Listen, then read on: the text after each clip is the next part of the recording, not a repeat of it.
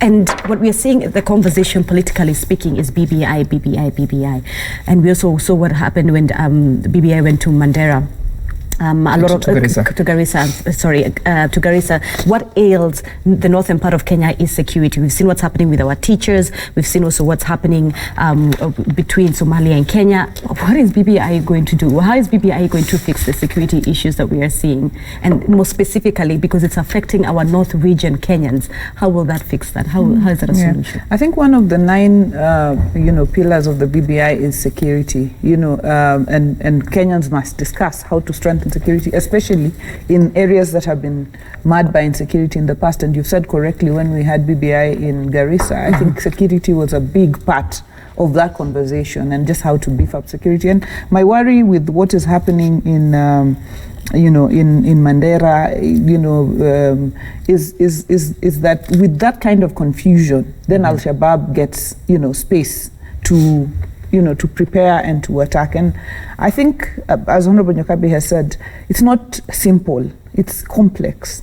I think it's a very, very complex issue, because, I've seen the report on the newspaper, that only such clans, from the northeastern MPs visited the Somali president, and the other clans support, the Jubaland president, and so on, and the matter of allegiance then really comes to the top. We cannot, the matter of who do you owe your allegiance to? And I think this is where Kenyans are looking at our northern MPs and saying, your primary allegiance must be to our country, because even though these clans, you share clans with maybe other people in Jubaland or other people in Somalia, and maybe the reason for the visit, maybe it was a noble reason to discuss and see how to, curb insecurity around here.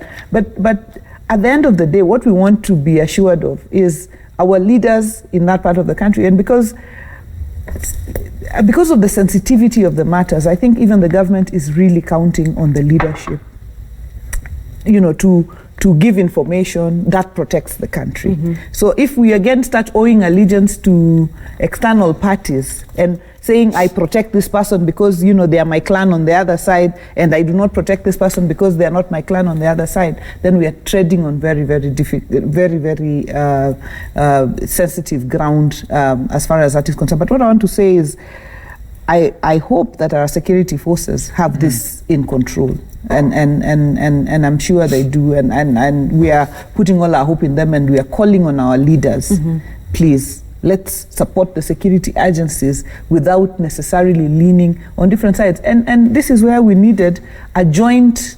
If it was visiting Somali, we want everybody. We want the whole lot. Including some women. Including some women, yes. We want everybody.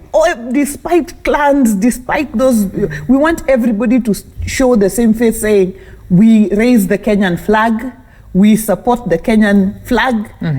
We are Kenyans first, rather than anything else. And we consider, there's been a lot of talk around, are we not Kenyans enough, and so on. We consider our, Northeastern brothers Kenyans like any other, with every right. But at this point of crisis, let them put the Kenyan flag and their allegiance to this country top and fast, beyond, just the clans and so on and all those. But I cannot say that I can discuss conclusively the matter because of its complexity.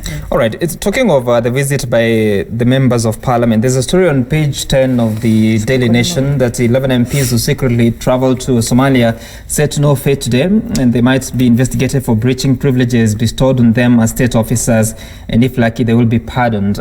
Because all of you have been in parliament at some point in your lives, including yourself currently, you are in parliament.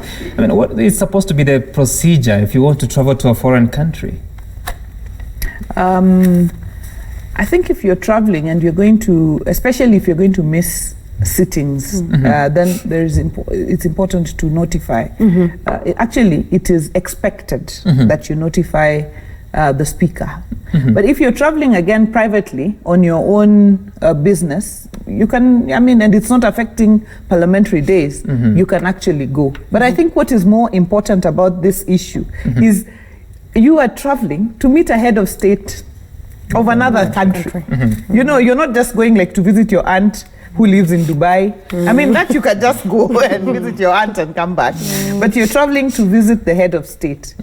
You know, so I do hope that the authorities were aware that we are going to visit head of state, because look at the protocols of visiting really a head of state. I mean, there has to be the foreign affairs of the two nations, you know, must be in the game. Speaker, we know that today is when we will know their fate, but what should there be any action that should be taken on the 11 MPs? And if there should be any action taken, what should it be? Because a number of Kenyans feel that what happened could be termed as treason. It is treason. So what action would you want? In a security, when I speak for security, it's treason. So as a speaker, what action would you want to take? Because in terms of security, they will say, you went, you've come back, the same region where you went to talk about peace and everything, you've just brought us war. They can even be told they are the ones who brought the war. But it might be just a coincidence. Exactly, that's why I'm saying it's not their wish, but it is the coincidence in terms of you go, you meet, and you don't just meet, you meet the head of state. And the next thing, I have 10 of my Kenyans in a bed in the hospital of the same region. Wrong. What action do you want taken? They need to really explain to Kenyans, what did you go to do in Somalia? Because you know, a country, a state, and especially when we talk of protecting the territory of a state, whenever a state is in court with another state, it becomes a state where it is very sensitive.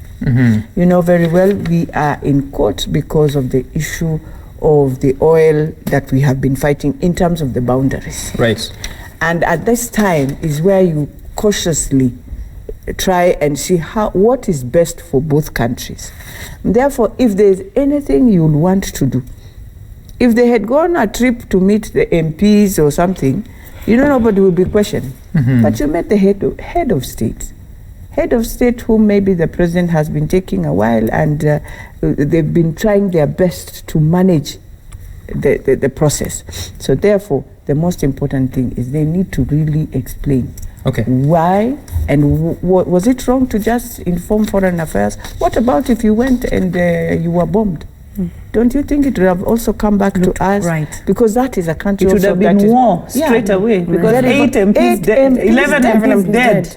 Yeah, that would killed be by the Al-Shabaab. What happens? That would be I just want to add just one sentence to wrap up the story. You know, Kenya has invested very heavily in the peace in Somalia. We have paid a heavy price for our neighbor. I mean, I think that must be recognized. We have paid a heavy price. We have been bombed in Nairobi, not because of our own reasons, but because of supporting security and peace in Somalia. The Kenya has supported Somalia, its neighbor, to be strong, to be secure, to be a country, to be a democracy. I think that effort has to be recognized. And all the Kenyans, we must rally from the same side on that one. We must all, from the border in Mandera to everybody else. And then now go into the relations with our neighbor. And I think that the three countries, and I like that Ethiopia, you know, is also part of this discussion, the IGAD. I think that there needs to be like an urgent meeting to look at the matters that have gone on. Once the speaker has cleared the parliamentary side, I think that doesn't help the situation of the conflict. I think that the three countries still have to get a meeting going. But we as Kenyans, I mean, it must be on record, the heavy price that we have paid, the amount of effort that has gone from our country, amount of resources that the country has put on its neighbor. So we are not condemning from a point of you know, it's not that we don't care, it's that we care enough for this neighbor, and we want all of our citizens to have the same allegiance, to have the same level of care on the matters that are going on there. All right, and yesterday we had the former Deputy Speaker and also a Member of Parliament for, I think it was Lagdera in Garissa County, that is Faramalim, and he said that we made the wrong move in going into Somalia, and actually the state of fight against the Al-Shabaab is worse now than it was 9 years ago. But that's his say. And now I want us to transition to another topic, and that is to do with the preparedness of the country in as far as handling the coronavirus threat that now has gotten its way into 5 African countries. We're talking about Nigeria, talking about Egypt, Tunisia, Senegal, and Algeria. So let's just take a look at what Kenyans are saying in terms of if they have sufficient information as well as the preparedness of the government before you can look at what the government is doing about it. Hata sijui mnaweza nielezea labda kinagobaga nielewe. Actually nilikuwa niende Google ndio nijue, but I know it's a virus na inarelate na China. Tunasikia ikiambiwa ati inakuja ni homa, na ni homa iko na nguvu, kwa sababu kuna mwingine asikia joto. Sasa tunashindwa sasa, sisi tukisikia, sisi ni wazee tunasikiaga joto mara nyingi, unaweza kujua namna gani kwa sababu sisi ni wazee. We've got our masks that we've just improvised from tissue papers, and we think that these masks can help us. For instance, when one coughs, when one is infected with coronavirus and coughs, the particles are able to be trapped upon the mask. I have not seen any committee dealing with the education and emphasization of coronavirus. Mi venye najua ni disease yenye iko very contagious, yenye ina spread very fast, na ndio hiyo imeleta shida kubwa huko China na imeanza kuspread to other parts of the world. Yep, all right. So Kenyans are fairly, they lack sufficient information on what that virus is, but the government has been doing something. And last week, I believe it was on, was it Friday or Thursday, the president issued an executive order constituting a committee that will be working on that. Let's just take a look at some of the slides that we have in as far as what the president did on that day. Do you have the graphics? Yes, so of course, he formed the 21-member committee that will be chaired by the chairman, by the health cabinet secretary. But he also gave instructions that the National Isolation Center at Mbagathi Hospital be completed in 7 days. The 7 days lapse on Friday this week. Then one more thing that he did is that the isolation treatment facilities across the country will have to be established. That is at all level 5 hospitals and referral hospitals, and that has to be concluded by mid of this month. Then next is that what will happen, the preparedness and prevention response in terms of how it will be coordinated and the capacity of the medical personnel that will probably be at the forefront helping Kenyans with this, and of course enhance surveillance, especially at the entry points. This is our ports, Mombasa Port of course, and also points of entry is our airports. And this is the work that will be done by the 21-member committee. They will also be coordinating preparation of national, county and private isolation facilities. They'll also be coordinating the supply of testing kits, medical supplies, the masks, as well as protective gear that patients and also medical personnel will have to wear. They'll also conduct economic impact assessments and also develop mitigation strategies from the disease. Shortly, we'll be seeing the faces of those people that will be members of that committee. And I want to begin with you. Let me begin with you, the commissioner here. When you look at this committee and the strategy that has been laid out by the president, and you're seeing members of the cabinet coming out and announcing to the nation what they're doing, are you satisfied with the preparation in as far as how we would handle such a case if ever it gets to the country? No, I'm not satisfied. Well, I'm happy that our own former senator, Mutahi Kagwe, is now the CS for Health. We are quite happy about that.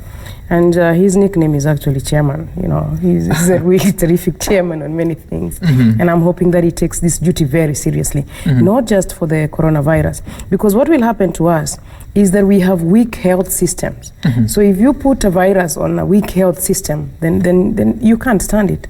But if you strengthen your health system sufficiently, another virus doesn't quite scare you because you already have strong systems.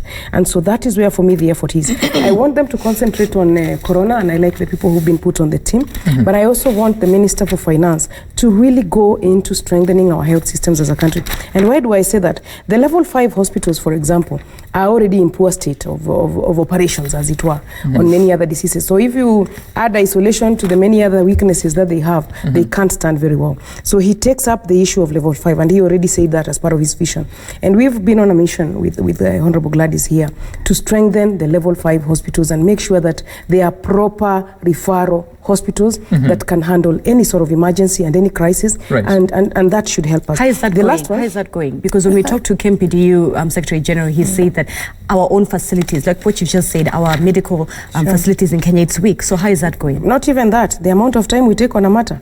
This, I think, I mean, I could give it 5 years. We are hoping by the end of this term, that law will be in place, because you need to do it by law. But then also the other thing is the Health Service Commission that is now in the BBI, the personnel. If that can get resolved, the matter of health personnel and where they report, that is also important. How do we do that? Because the virus is on its way. It's gotten to the western part of the continent. It's easy. You do short-term measures, which is what the team will do. You do middle-term measures, and you do long-term measures. And you can have a strategy that addresses all three. The quickest one is the isolation wards. But that is not enough. You still have to address your medical personnel. You have to address your normal procurement systems and all of those things. So, and the minister is, I told you, he's an expert chairman. So they'll quickly come up with short-term measures. What are they going to do for the virus? What are they going to do in the middle term between maybe now and next year? What are they going to do between now and 2022 when the term of the president ends? And let me end on water. Remember also this virus, sasa we are told to wash mkono kila wakati. In a country where hatukuwa na maji. You know? Hata Nairobi hii haina maji. Now look at how much crisis we are in. Kama tungekuwa tuna maji, tunaosha, tunanawa. That would have helped. Now we are told to now all the time. When unanunua mtungi at 20-50 bob. So that is the crisis that will hit us. And so it's not just, don't just look at the Mutahi committee. Okay. Let's also look at the guys who are supposed to give us water, because now they have to give us water quickly for us to fight the virus. Honorable Wanga, Honorable Nyokabi sounds very skeptical about our preparedness, but when you look at these cases and how they are coming up, you hear we have a suspected case, like now I hear there's one at the coast of a German couple, I believe. So in Africa, there's the suspicion, then there's the confirmation. Are you confident that over the past, let me say 1 month since this strain was declared a public health emergency, do you think you've made the strides that are necessary to ensuring that we're able to even test? Well, I think that is one area that we probably made a stride, because the first suspected cases, we were waiting for results from South Africa. Then I think in the course of the weeks, we actually got our own testing mechanisms, which I think is a step forward. But in terms of overall preparedness, I think we have to really worry. And we are grateful that the president has issued the executive order, and there's a team that's looking at the issues of the virus day to day.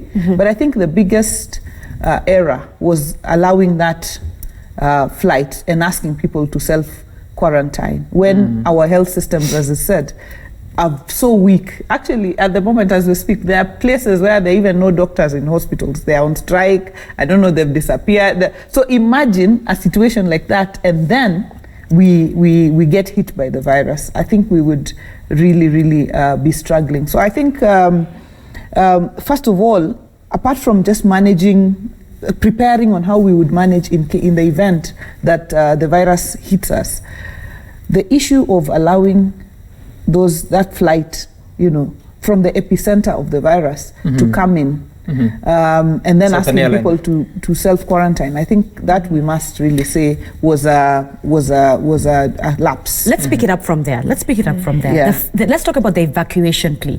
The fact that in January, when this coronavirus first broke out, when it was first known, when the doctor said that there's this virus that is happening and we've seen this spread, countries evacuated their students. Countries in January, when this was happening, evacuated their students. Feb, our students kept on saying we will need to be evacuated, not from Guangzhou or Beijing, where the virus itself broke out from. They need to be evacuated. How the government slowly took time to respond to it. The evacuation plea that came from the student, allowing an entire plane carrying 239 individuals, seeing other countries and how they're handling it. Why has Kenya handled this so, quote unquote, irresponsibly? Well, let us now start. I don't want to go to the flights. Let us go now back to where our students are. And I think, yes, it was so unfortunate it took long. But then I also look at both sides and I ask myself, now that they've been left in the institution, if you ask me, they are more safer in the institution, because right now in China, when you look at most of the things, people are not walking, especially the Wuhan place is completely a secured place where no car enters, nothing enters. So for them to be in the institution, and by the way, when you read, even when you listen to what US is saying, that the more you are closer to where you are without moving, the more safe you are, and the more you move. Now, we don't know whether our students, while you are vacating them, you know you'll have to come, take them to Beijing, so that they get the international flight to leave. Because there's no flight that is taking off directly from that local place, directly, or either you come to Guangzhou. So within that, we even don't know whether that is the time you're getting the virus. Speaker, I'm sure the same sentiments are shared by other governments. No, they I'm just saying their this. People. You took long, and you cannot now come when it has spread completely, is when now you want to do your evacuating. It will be now more, you're even endangering that student more than where he or he is at this hour. Because the best thing we need to know from the ambassador is, our students safe? Are they all still okay? Have they gone through checkup that we know? That I think that is the first comfortability any parent will want to know before even now thinking. Because me, if you tell me now, at start moving from China now, is when you're coming now with the corona, because it is just a spread thing, you don't know. All but right. where you've been a bit safe. Now come back to Kenya. We must also look at our own self-defense. Forget about now government, because when it comes to you, yeah? It won't come and we wait till you run to hospital. We need to ask ourselves as Kenyans, can we have awareness? Just the simple way how Kenyans should just, the way Americans are being prepared. I can see they're even being told you don't need the masks because you can prevent yourself from this crowds going, sitting, I don't know what. Wash your hands. Wash your hands. Wash your hands. It means it is critical on hygiene. So we need to ask ourselves, how sure are we in the hygiene in terms of our toilets, in the public places where our children are going, and how sure are we in safety in school? Let us tell our children, you need to wash our hands because it's a virus. Then we need to ask ourselves, at the airport, how are we safeguarding all the staff at the airport? Because not just a few, I can see some have masks, some don't have, so you even wonder. So for me, if you ask, the plane when it arrives, it does not matter whether it is coming from China, from where, Dubai, any place where we have stopovers, where people now, you come out like Ethiopia, and then now you enter, all of you from different directions to come and land in Kenya. It has to land somewhere in that airport. They check them from there. Even their luggage is sprayed the way we are seeing other places done, so that even when the Kenyans who are on the ground, the boys who now pick the luggage and everything, you've safeguarded them from anything. All you right. know, yeah, all right. just think of a way. And at a press conference on Sunday, Mutahi Kagwe, the new Cabinet Secretary for Health, said that they have agreed to coordinate with the neighbors to ensure that the country is able to address the issue. And Kenya now has the capacity to test coronavirus. There are 2 centers that the country is going to use. And also he said that the government is going to support the students in Wuhan. The government is going to send additional funds, some 10 million shillings, just to give them some sense of happiness. Are they happy? Of course. That I wonder whether even they can buy even food. They are locked break. Somewhere. We need to take a short break. When we return, we'll be talking about matters Nairobi County. We have seen what happened last week with some of the functions being handed over to the national government. We're talking about 4 key functions that, according to our calculations, would amount to 20.6 billion shillings in terms of the budget of the Nairobi County. We'll be talking about that shortly. After this, you can text in your views via 22422 or Twitter at Citizen TV. Use the hashtag Daybreak. See you in a bit.